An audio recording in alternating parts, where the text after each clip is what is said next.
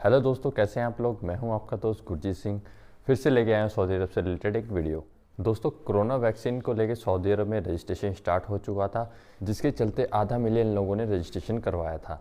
लेकिन दोस्तों, जैसे ही क्राउन प्रिंस को वैक्सीन लगाएगी, दोस्तों इस खबर के फैलने के बाद से ही कोरोना वैक्सीन के लिए रजिस्ट्रेशन 5 गुना बढ़ गया। दोस्तों, जैसे आप जानते हो कि सऊदी अरब ने अपनी इंटरनेशनल फ़्लाइट को एक हफ्ते के लिए बंद कर दिया है और ये समय बाद में बढ़ाया भी जा सकता है। तो अभी हम फिलहाल ये नहीं कह सकते कि इंडिया से डायरेक्ट फ़्लाइट या नॉर्मल फ़्लाइट कब से स्टार्ट होगी। इसकी अपडेट हमें 28 तारीख या उसके बाद ज़रूर मिल जाएगी कि इंडिया से डायरेक्ट फ़्लाइट कब स्टार्ट हो रही है।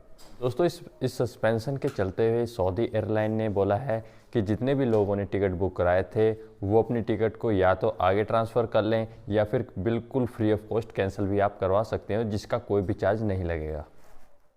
दोस्तों, एक खबर निकल के आई है इंजीनियर्स के लिए। जी हाँ, जिन कंपनियों ने ऐसे इंजीनियर को रखा हुआ है जो सर्टिफाइड नहीं है, जिनके पास सऊदी गवर्नमेंट द्वारा दिया गया लाइसेंस नहीं है या फिर उन्होंने इससे रिलेवेंट कोई डिग्री नहीं की हुई है, वो वैसे ही वहाँ जाके इंजीनियरिंग का काम कर रहे हैं, तो ऐसी जितनी भी कंपनी जिनके पास ऐसे इंजीनियर है उसको 1 मिलियन रियाल का फ़ाइन हो सकता है और 1 साल की जेल भी हो सकती है।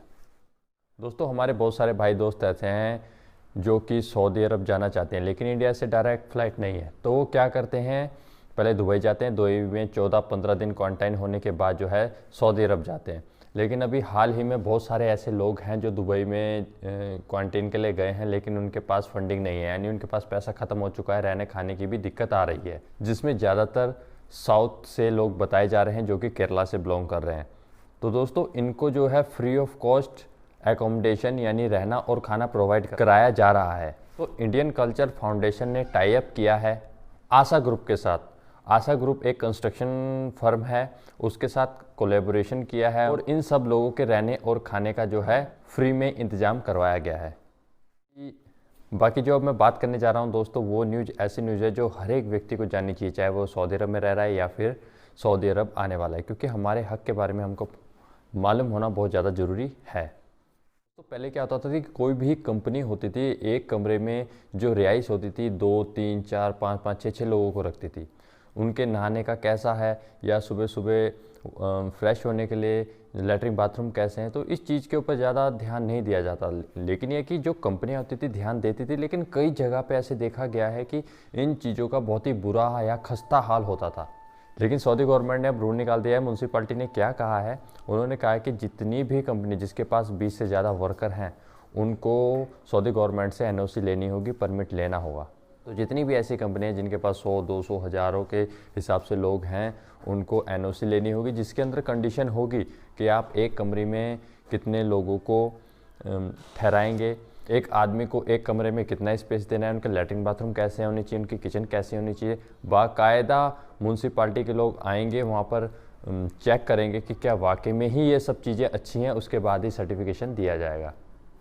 पहले दोस्तों क्या होता था, एक रूम के अंदर एक बेड होता था, एक उसके ऊपर बेड होता था, इस तरीके से लोग ऊपर नीचे सोते थे। अब गवर्नमेंट के जो ये रूल्स आए हैं नए, उसमें ये भी कहा गया है कि भाई आदमी के सोने के लिए और उसके कपड़े रखने के लिए एक अलमारी भी होनी चाहिए। इस तरीके से उन्होंने एक मेजरमेंट दिया कि इतना एरिया एक आदमी के पास होना बहुत ज़्यादा ज़रूरी है, तभी आपको एनओसी दी जाएगी, परमिट दी जाएगा। तो गाइस, सऊदी अरब के इस परिवर्तन को देखते हुए, जहां एक तरफ इंटरनेशनल मार्केट में लोगों का रुझान पैदा हुआ है सऊदी अरब जाने के लिए, क्योंकि सऊदी अरब की अगर बात करें तो हैवी ट्रक ड्राइविंग के लिए एक ऐसी कंट्री अभी तक थी जो इंडियन लाइसेंस को या किसी भी ऐसे देश के ड्राइवर्स को ले लेती थी जिसके पास उन्हीं के देश का लाइसेंस होता था, यानी किसी भी गल्फ़ के लाइसेंस की ज़रूरत नहीं पड़ती थी। तो जिस तरीके से रूल्स अच्छे होते जा रहे हैं और वहाँ पे रहना सहना लेबर के जो फेवर में ये रूल बनते जा रहे हैं, उसके साथ साथ हम ये उम्मीद कर सकते हैं कि आने वाले समय में जो वीज़ा प्रोसेस है वो भी थोड़ा कहीं पर सख्त हो सकता है। अभी जितनी सहूलतें मिलती हैं शायद वो ना मिले। जैसे कि आप कफ़ाला सिस्टम देख लें, कफ़ाला सिस्टम भी 2021 में ख़त्म हो रहा है। 2021 में बहुत सारे ऐसे रूल्स ख़त्म होने जा रहे हैं। तो गाइज़, ये जो अच्छे अच्छे रूल बन रहे हैं, इनके साथ साथ कुछ ऐसे रूल भी बन रहे हैं जो हमें जानना बहुत ज़्यादा ज़रूरी होता है, जो कि हिडन रूल हैं, उनके बारे में जानना ज़रूरी होता है। जिसके बारे में मैं अधिकतर वीडियो बनाता रहता हूँ। अगर आप चैनल पर नए हैं तो चैनल को सब्सक्राइब करें, बेल आइकन दबा लें ताकि मैं कोई भी वीडियो डालूँ तो आप तक सबसे पहले नोटिफिकेशन पहुँच पाए।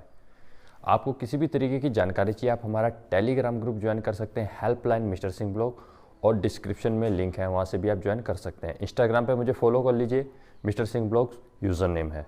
बहुत सारे ऐसे रूल और भी हैं जो हमें जानना ज़रूरी होता है कि अगर हम अपने कफिल को चेंज करते हैं तो हमारे साथ क्या क्या कंडीशन हो सकती है, हमें क्या क्या सहूलतें जो मिल रही थी वो बंद हो जाएंगी।